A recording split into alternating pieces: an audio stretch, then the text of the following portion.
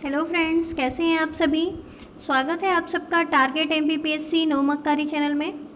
जैसा कि आप सभी जानते हैं, एमपीपीएससी मेंस के राइटिंग के रिगार्डिंग ये चैनल हमने स्टार्ट किया है। प्रीवियस ईयर के क्वेश्चन हम सॉल्व कर रहे हैं। एमपीपीएससी 2014 का पेपर लिया है हमने, जिसमें पेपर फर्स्ट का सॉल्यूशन अभी चल रहा है। पेपर फर्स्ट के 5 क्वेश्चन हम पार्ट 5 में कंप्लीट कर चुके हैं। अगर आपने वो नहीं देखा है तो उसे डिस्क्रिप्शन की लिंक के थ्रू जाके रिवाइज़ कर सकते हैं। ये हमारा पार्ट 7 है। तो चलिए स्टार्ट करते हैं अपना पहला क्वेश्चन। पहला क्वेश्चन है तुलसीदास। तुलसीदास जी के बारे में हम सभी जानते हैं।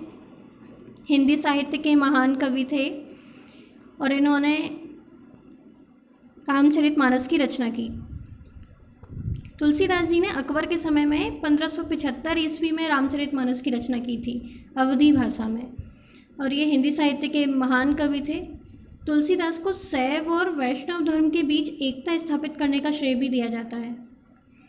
यहाँ पर हम 3 मार्कर में उनका जन्म 1511 ईस्वी में राजपुर, उत्तर प्रदेश, भारत में हुआ था। हिंदी साहित्य के महान कवि थे। प्रसिद्ध ग्रंथ रामचरितमानस की रचना की। अन्य प्रमुख रचनाएं कवितावली, गीतावली, विनय पत्रिका, रामलला नेहजू और बरबय रामायण आदि को डाल सकते हैं। इनके बारे में एक छोटी सी कहानी है, चलिए सुनते हैं थोड़ा। तुलसीदास जी राम जी के दर्शन करना चाहते थे।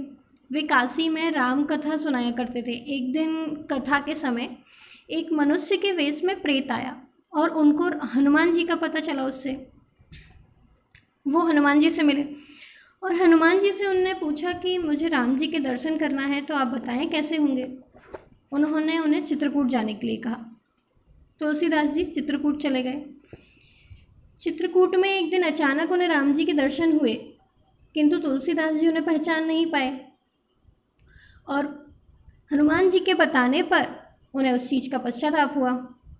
हनुमान जी ने कहा, आप चिंता ना करें, आपको कल पुनः उनके दर्शन होंगे। अगले दिन सुबह जब तुलसीदास जी चंदन घिस रहे थे, तब एक बालक आके बोलता है कि क्या मुझे आप ये चंदन दे सकते हैं। हनुमान जी को लगा कहीं इस बार भी तुलसीदास जी ना पहचाने, ऐसा ना हो तो वो तोता बनकर वहाँ बैठे हुए थे।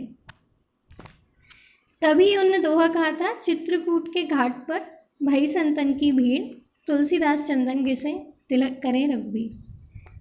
तो ये एक छोटी सी कहानी थी। चलते हैं अपने नेक्स्ट क्वेश्चन। नेक्स्ट क्वेश्चन है अपना रूसो। रूसो कौन थे? तो एक महान विचारक थे। 1712 में जेनेवा में इनका जन्म हुआ था और इनकी कुछ प्रमुख रचनाएं भी हैं। सोशल कॉन्ट्रैक्ट, इकोनॉमी, पॉलिटिक, इनकी प्रमुख रचनाएं। 3 मार्कर में अपन को इस क्वेश्चन को लिखना है। तो इनका जन्म 1712 ईस्वी में जेनेवा में हुआ था। रूसो एक महान विचारक थे। इनकी प्रमुख रचनाएं सोशल कॉन्ट्रैक्ट, इकोनॉमिक, पॉलिटिक।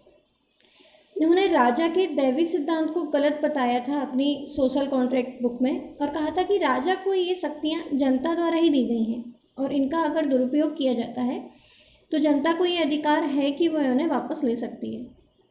फ्रांसीसी क्रांति के टाइम पर ये बहुत प्रसिद्ध हुए थे। तो ये था रूसो के बारे में। चलते हैं अपने अगले क्वेश्चन पर। अगला क्वेश्चन है अपना तुष्टीकरण की नीति। तुष्टीकरण की नीति से ऐसी नीति है जब अपन सीधे आक्रामक शक्ति से संघर्ष नहीं कर सकते हैं या उनसे ज़्यादा क्षति पहुंच सकती है, तब उससे बचने के लिए अब विभिन्न प्रकार की रियायतें दें, तो उसे तुष्टीकरण की नीति, तुष्टीकरण कर लिया ऐसा। 1930 के टाइम पे ब्रिटेन और फ्रांस ने तुष्टीकरण की नीति अपनाई थी जर्मनी और इटली के प्रति, और हिटलर ने जो चाहा उसे देते गए। द्वितीय विश्व युद्ध शुरुआत से पहले इस नीति के कारण कई छोटे राष्ट्रों ने अपनी स्वतंत्रता भी त्याग दी थी या उन्हें स्वतंत्रता से अपना हाथ धोना पड़ा था, क्योंकि तुष्टीकरण की नीति के अंतर्गत वो हिटलर को दे दी गई या अन्य शासकों को दे दी गई थी। तो 3 मार्कर में आक्रामक शक्ति से सीधे संघर्ष से बचने हेतु विभिन्न रियायतें प्रदान की जाती हैं, ये तुष्टीकरण की नीति है। 1930 में द्वितीय विश्व युद्ध से पहले ब्रिटेन और फ्रांस ने तुष्टीकरण की नीति अपनाई थी। चलते हैं अपने नेक्स्ट क्वेश्चन पर। अगला क्वेश्चन है हमारा प्लासी का युद्ध। प्लासी का युद्ध हुआ था कब? अपना 23 जून 1757 को। अंग्रेजों और नवाबों के बीच युद्ध हुआ था। यहाँ पर अंग्रेजों में क्लाइव थे। क्लाइव की सेना में 950 यूरोपीय पैदल और 100 यूरोपीय तोपची और 50 नाविक, 2100 भारतीय सैनिक थे। और नवाब की सेना में लगभग 50,000 इसके आसपास थी। युद्ध में मीर जाफर ने नवाब को धोखा दे दिया था। नवाब की ओर से मीर मदान और मोहन लाल ये कुछ क्रांतिकारी थे। उसमें मीर मदान को युद्ध में मार दिया गया था और अंग्रेज़ों की इस प्रकार विजय हो गई थी। युद्ध के बाद कंपनी को 24 परगने की जमींदारी प्राप्त हुई थी और क्लाइव को 2,34,000 रुपये भेंट भी मिले थे। 50 लाख रुपये सेना नाविकों के लिए भी मिले थे। तो ये था अपना प्लासी का युद्ध। प्लासी के युद्ध में 3 पॉइंट में दिनांक 23 जून 1757 अंग्रेजों एवं नवाबों के बीच हुआ था। अंग्रेजों की विजय हुई थी युद्ध के बाद और अंग्रेजों को 24 परगने की जमींदारी प्राप्त हुई थी। ये पॉइंट आप डाल सकते हैं। तो ये 3 मार्कर के लिए सफिशिएंट है। चलते हैं अपने नेक्स्ट क्वेश्चन पर। अगला क्वेश्चन है ए.ओ. ह्यूम।